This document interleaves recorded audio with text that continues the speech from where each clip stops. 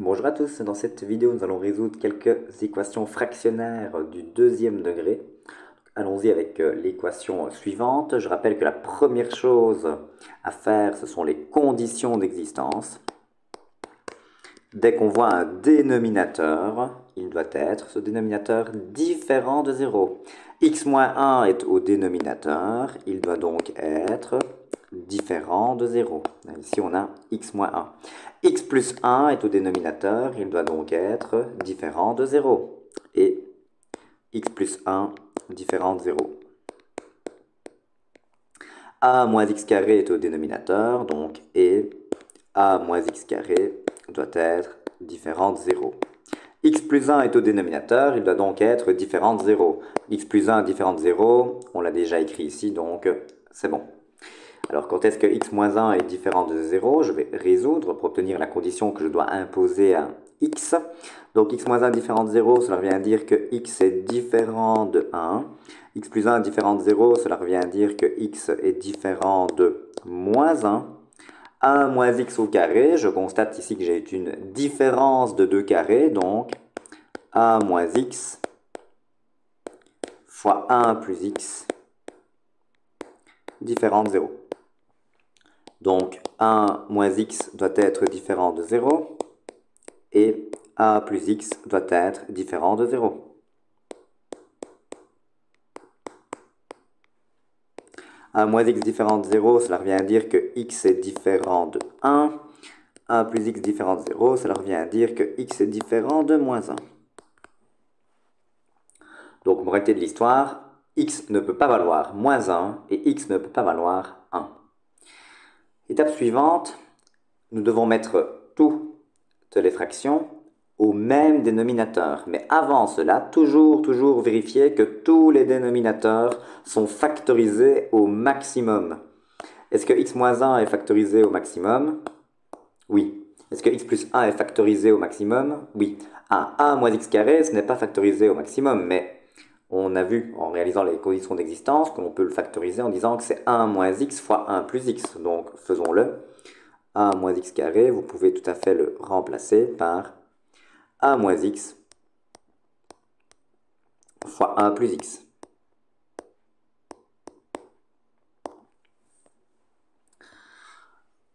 Conclusion, on va mettre toutes les fractions au même dénominateur. Alors, qui est le dénominateur commun? Est-ce que j'ai déjà pris x moins 1? Non. Donc, je le prends. X moins 1. Est-ce que j'ai déjà pris x plus 1? La réponse est non, donc je le prends.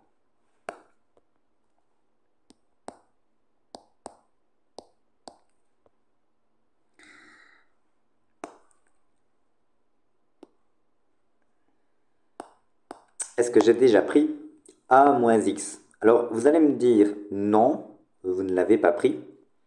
Mais, voyez-vous, j'ai sélectionné x moins 1. Et x moins 1, ce n'est rien d'autre que l'opposé de a moins x. Donc puisque l'un est l'opposé de l'autre, puisque 1 moins x, c'est l'opposé de x moins 1, eh bien, je me dis, ce serait bien que j'ai ici au dénominateur, non pas 1 moins x fois 1 plus x, mais bien x moins 1 fois 1 plus x. Autrement dit, je suis en train de me dire, ben, ce serait sympa d'avoir ici l'opposé de 1 moins x. Mais je ne peux pas ajouter comme cela un moins, en l'occurrence ce moins-ci, dans l'expression, au dénominateur de cette fraction, sans conséquence. Je dois donc compenser. Et donc ce que je vais faire, c'est également multiplier 4 par moins 1. Donc je mets ici moins 4. Si je fais cela, je ne fais rien de mal, puisque je vais avoir moins 4 divisé par moins 1 moins x fois 1 plus x, et donc tout va bien, puisque moins divisé par moins 1 divisé par moins 1, cela fait bien 1. Donc je n'ai rien fait de mal. Alors pourquoi? Quel est l'intérêt finalement d'avoir fait cela? Maintenant, si vous calculez les deux parenthèses, eh bien j'applique le moins, donc ici en rouge, moins 1 plus x fois 1 plus x.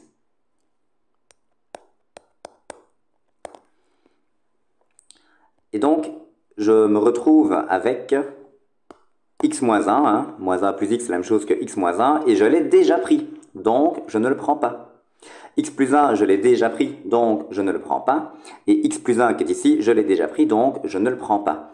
Par contre, attention, n'oubliez pas qu'on n'a plus plus 4, hein, du coup, mais plus moins 4. Le moins qui est ici, je ne peux pas le faire disparaître. Je dois bien entendu le garder. Donc, allons-y. Le dénominateur commun, donc c'est x moins 1 sur x plus 1.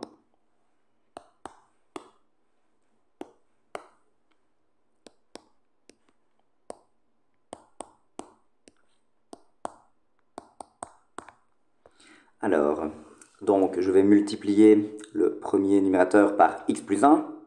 Donc on a x plus 1 fois x plus 1. Je vais donc l'écrire directement, c'est x plus 1 au carré. Moins x moins 1 fois x moins 1. Donc moins x moins 1 au carré.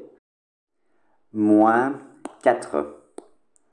Alors pourquoi moins 4? Parce que 4, la troisième fraction ci-dessus, c'est moins 4 sur, en l'occurrence, moins 1 plus x fois 1 plus x. Et donc on a déjà le bon dénominateur, donc moins 4 égale, on avait 4 sur x plus 1, maintenant on a du x moins 1 fois x plus 1 au dénominateur, donc je multiplie 4 par x moins 1. Quand est-ce que deux fractions qui ont le même dénominateur sont égales? Réponse, quand les deux numérateurs sont égaux. X plus 1 au carré, cela fait x au carré plus 2x plus 1. Moins x moins 1 au carré, c'est x au carré moins 2x plus 1 moins 4 moins 4 fois x moins 1 égale à 0. Alors, allons-y, on distribue le moins, donc on a x au carré plus 2x plus 1 moins 2x au carré plus 2x moins 1 moins 4 moins 4x plus 4 égale à 0. On fait un peu le ménage. X carré moins x carré. Faut que ce pas moins 2x carré, hein, ici. Attention, c'est moins x carré. Voilà. Donc les x carrés se tuent. X carré moins x carré, ça fait 0. 2x plus 2x, cela fait 4x moins 4x, cela fait 0. 4 moins 4, cela fait 0. Et 1 moins 1, cela fait 0. Donc finalement, vous vous retrouvez avec 0 égale 0. 0 égale à 0, ça c'est toujours vrai. Donc on serait tenté de dire que l'ensemble de toutes les solutions, c'est l'ensemble de tous les nombres réels. Sauf que, attention, condition d'existence, x doit être différent de 1 et différent de moins 1. Donc ce n'est pas l'ensemble de tous les nombres réels, l'ensemble de solutions, c'est l'ensemble de tous les nombres réels auxquels on retire, donc R, sauf moins 1 et 1. Et cela termine cette équation fractionnaire. Allons-y pour une suivante. Alors, 4x divisé par x moins 2 fois x moins 3 moins 2 divisé par x moins 2 au carré égale à 0. Première chose à faire, condition d'existence. Le dénominateur de la première fraction doit être différent de 0 et le dénominateur de la deuxième fraction doit être différent de 0. Quand est-ce qu'un produit est différent de 0? Quand les deux facteurs du produit sont différents de 0.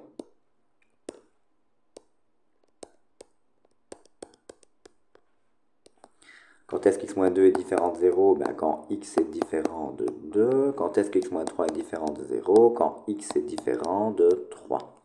Quand est-ce qu'un carré est différent de 0? Ben, quand l'intérieur du carré est différent de 0. Donc x-2 doit être différent de 0.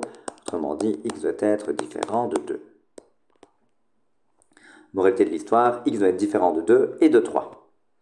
Donc nous allons déterminer, rechercher donc un dénominateur commun. Est-ce que tous les dénominateurs sont factorisés au maximum? La réponse est oui. Donc allons-y. Cette équation est équivalente à l'équation suivante. Est-ce que j'ai déjà pris x moins 2? Non, je le prends. Est-ce que j'ai déjà pris x moins 3? Non, donc je le prends. Alors x moins 2 au carré, c'est x moins 2 fois x moins 2. Donc, on a déjà pris un des deux x moins 2, mais il manque en quelque sorte l'autre. Donc, on ne va pas écrire x moins 2 au carré, hein, ici en bas au niveau de la barre de fraction. Je ne vais pas écrire x moins 2 fois x moins 3 fois x moins 2 au carré, parce qu'on a déjà pris un, mine de rien, de x moins 2. Donc en fait, en un certain sens, il nous en manque qu'un seul. Donc c'est pour ça que je dis, le dénominateur commun, c'est x moins 2 au carré. Pourquoi? Parce que si vous prenez x moins 2 au carré, en particulier, vous aurez pris un facteur x moins 2, puisque x moins 2 au carré, c'est x moins 2 fois x moins 2.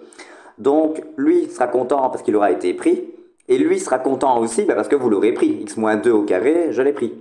Et donc, on sera OK, on aura pris tout le monde. Donc, le dénominateur commun ici, attention, c'est x moins 2 au carré fois x moins 3. Alors, qu'est-ce qu'il me manque au niveau de la première fraction? Au dénominateur, on a x moins 2 au carré fois x moins 3, et avant, on avait x moins 2 fois x moins 3. Donc ça veut dire que je dois multiplier le numérateur et le dénominateur par x moins 2. Donc j'ai 4x fois x moins 2 moins 2 fois, j'ai x moins 2 au carré, j'ai maintenant x moins 2 au carré fois x moins 3, il me manque donc un facteur x moins 3. Donc cette fraction doit être égale à 0. Quand est-ce qu'une fraction est nulle? Une fraction est nulle si et seulement si son numérateur est nul. Donc 4x fois x moins 2 moins 2 fois x moins 3 doit être égal à 0. 4x fois x moins 2, cela fait 4x au carré moins 8x moins donc 2x plus 6 égale à 0. On obtient donc 4x carré moins 10x plus 6 égale à 0. Je constate que je peux mettre 2 en évidence. Hein. Je peux diviser les deux membres de cette équation par 2. J'obtiens donc une nouvelle équation équivalente à la première, qui est 2x carré moins 5x plus 3. Ce n'est pas obligatoire de faire cela, mais si vous le voyez, vous allez avoir dans le calcul de ρ qui va m'intéresser maintenant, eh bien, des coefficients plus petits et donc un calcul plus facile à réaliser. Qui est 1? A vaut 2. Qui est B? B vaut moins 5. Qui est C? C vaut 3. On peut donc calculer le réalisant, c'est-à-dire ρ. B carré, donc moins 5 au carré, cela fait 25. Moins 4 fois 2 fois 3, 25 moins 24, cela fait 1. Donc je trouve deux solutions distinctes puisque le ρ est strictement positif. Deux solutions distinctes, donc x1, x2, moins b, donc moins 5, cela fait 5, plus ou moins la racine carrée de ρ, donc plus ou moins la racine carrée de 1, sur 2a, sur 2 fois 2, donc sur 4. 5 plus 1 sur 4, cela fait 6 quarts, cela fait donc 3 demi. 5 moins 1 sur 4, cela fait 4 divisé par 4, cela fait 1. Attention, on doit aller regarder ses conditions d'existence. Je constate que x devait être différent de 2 et différent de 3. Je trouve 1 et 3 demi comme solution, je peux donc conserver ces deux solutions. S est donné par l'ensemble, donc 1,3 demi. Et cela termine cette deuxième équation fractionnaire. Je vais encore en réaliser une troisième, et cette troisième équation clôturera cette vidéo. Allons-y avec l'équation suivante. 1 sur x plus 1 plus 4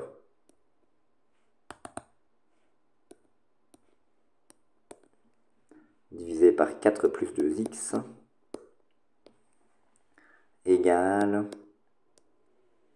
6 divisé par x plus 1 fois x plus 2 fois x plus 3 moins 3 divisé par x plus 3.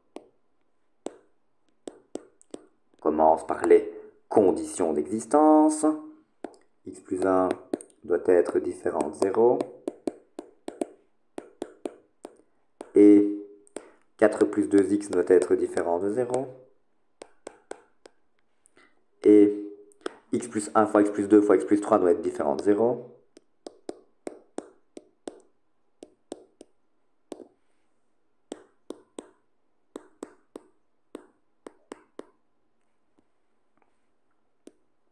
Et x plus 3 doit être différent de 0.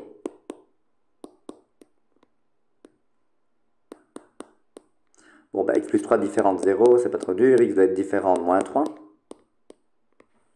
Quand est-ce qu'un produit est différent de 0? Bah, quand tous les facteurs du produit sont différents de 0. Quand est-ce que x plus 1 est différent de 0? Bah, quand x est différent de moins 1. Quand est-ce que x plus 2 est différent de 0? Bah, quand x est différent de moins 2. Quand est-ce que x plus 3 est différent de 0? Quand x est différent de moins 3. X plus 1 est différent de 0, cela revient à dire que x est différent de moins 1. 4 plus 2x différent de 0, cela revient à dire que x est différent de moins 2. 2x différent de moins 4, donc x différent de moins 4 divisé par 2, c'est-à-dire moins 2. Donc, moralité de l'histoire, x doit absolument être différent de moins 1, moins 2 et moins 3. Alors, est-ce que tous les dénominateurs sont factorisés au maximum? Pour le premier, c'est le cas. Pour le troisième également. Pour le quatrième également. Mais pas pour le deuxième. 4 plus 2x, on peut mettre 2 en évidence. Il faut le faire. Donc c'est 2 fois 2 plus x. Maintenant, je regarde quel est le dénominateur qui est commun à toutes ces fractions. Donc allons-y. Dénominateur commun. Alors, x plus 1, est-ce que je l'ai déjà pris? Non, donc je le prends. 2, il y a 2 fois 2 plus x, donc est-ce qu'on a pris le facteur 2? Non, je le prends. 2 plus x, est-ce que je l'ai déjà pris? Non, je le prends. X plus 1, est-ce que je l'ai déjà pris? Oui, je l'ai déjà pris. X plus 2, est-ce que je l'ai déjà pris? Oui, je l'ai déjà pris, parce que 2 plus x et x plus 2, c'est la même chose par commutativité de l'addition. Est-ce que j'ai déjà pris x plus 3? Non, donc je le prends. Est-ce que j'ai déjà pris x plus 3? Oui, donc je ne le reprends pas à nouveau. Donc on a trouvé ici le dénominateur qui est commun. «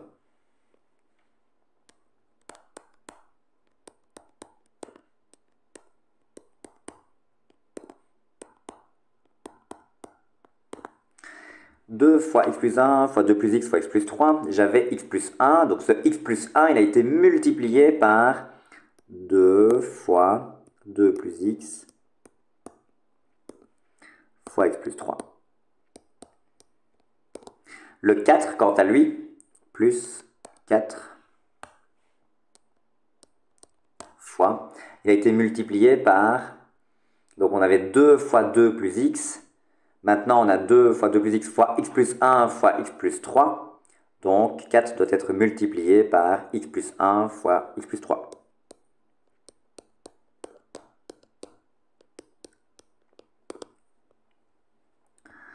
Alors 6 doit être multiplié uniquement par 2, donc 6 fois 2, moins 3 doit être multiplié par 2 fois x plus 1 fois x plus 2. Ou 2 plus x, ça c'est pareil. Quand est-ce que deux fractions qui possèdent le même dénominateur sont égales? Eh bien, quand les numérateurs sont égaux. Alors, vous me permettez de déjà un petit peu... je regarde un petit peu ce qu'on peut faire. Oui, on va le faire, on va tout développer. Donc, développons le tout. Donc, je vais avoir 2 fois, alors 2x. Alors, vous me permettez d'aller un peu plus vite. Hein. Donc, je suis en train de réaliser une double distributivité. Donc, je vais avoir 2x plus 6 plus x au carré, plus 3x, plus 4 fois, j'effectue à nouveau une double distributivité, x plus 1, donc ça fois plus 3, donc x au carré, plus 3x, plus x plus 3, égale 6 fois 2, 12. 3 fois 2, ça fait 6, donc moins 6 fois, et on est reparti pour la double distributivité, donc 2x plus x au carré, plus 2, plus x.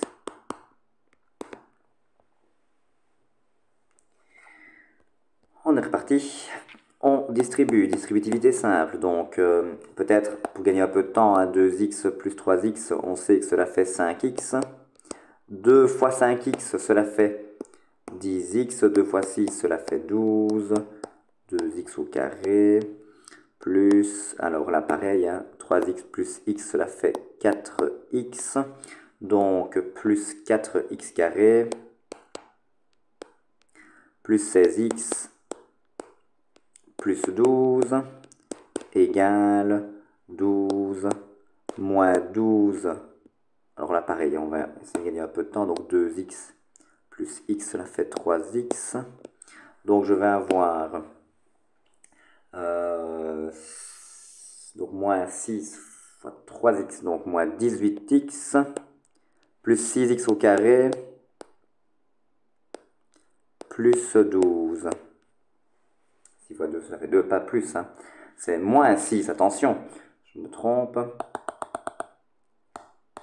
Donc, moins 6x au carré, moins 12. Alors, 12 moins 12, ça tombe bien, ça va se réduire. Et alors, de l'autre côté, qu'est-ce qu'on peut faire? Donc, on va remettre tout dans le premier membre. Peut-être déjà réduire ce qu'on peut réduire. Hein. J'ai 10x, 16x, ça va faire 26x. J'ai 12 plus 12, cela va faire 24. J'ai 2x carré plus 4x carré, cela fait donc 6x au carré, plus 26x, plus 24, moins, donc plus 18x, hein, moins 18x, plus 18x, je fais plus 18x de chaque côté, plutôt, et je vais faire plus 6x carré de chaque côté, donc plus 6x carré égale à 0. Alors finalement, qu'est-ce que l'on obtient? 6x au carré plus 6x au carré, cela fait 12x au carré. 26x plus 18x, cela fait 44x plus 24. Je constate que je n'ai que des multiples de 4. Je divise tout par 4 pour obtenir une nouvelle équation équivalente. 3x au carré plus 11x plus 8 égale à 0. Je regarde qui est A, qui est B, qui est C. Je calcule ρ, B carré, donc 11 au carré, c'est-à-dire 121, moins 4 fois 3 fois 8. 3 fois 8, 24. 24 fois 4, 96. 121 moins 96, cela fait 25. J'ai un ρ qui vaut 25, il est strictement positif. L'équation possède donc deux solutions distinctes, à savoir x1, x2, moins b, donc moins 11, plus ou moins la racine de ρ, donc plus ou moins 5 sur 2 à 6. Moins 11 plus 5, cela fait moins 6. Moins 6 divisé par 6, cela fait moins 1. Moins 11 moins 5. Moins 11 moins 5, cela fait moins 16. Divisé par 6, cela fait moins 8 tiers, si je divise tout par 2. Alors, moins 1, on fait très attention, parce que moins 1, x ne peut pas valoir moins 1 vu nos conditions d'existence. Donc, je vais rejeter la solution moins 1 à rejeter. Je peux par contre garder la solution moins 8 tiers, puisque moins 8 tiers ne se trouve pas dans les conditions d'existence. Donc, à rejeter vu CE. Conclusion, cette équation fractionnaire possède une unique solution, qui est moins 8 tiers. Et cela termine cette équation et donc cette vidéo. Je vous remercie pour votre attention.